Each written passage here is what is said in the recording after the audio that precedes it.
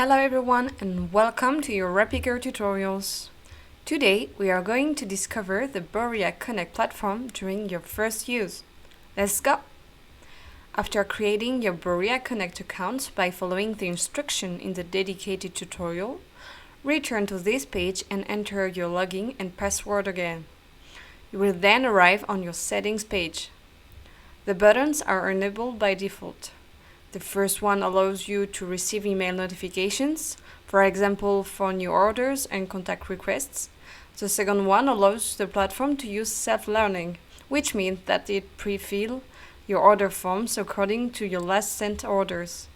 Finally, on the right, you can choose your own color code according to your habits on other software. As you can see on the top of your page, Borea Connect asks you to fill in your location in order to be able to locate you and use the platform.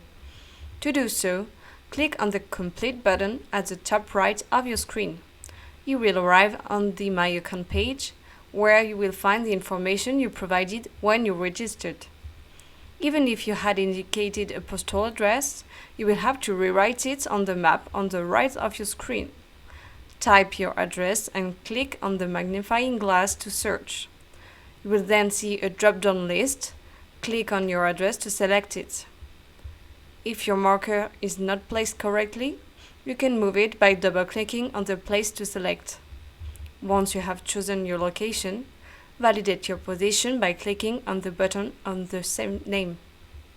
In order to improve your visibility on the map, you can complete your account with a profile picture and a cover picture that you will add by clicking on the buttons of the same name. Finally, you will find on this page the button that will allow you to change your password.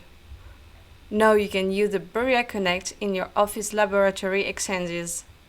In order to present you the platform in more detail, we invite you to watch a tutorial presentation of the Borea Connect.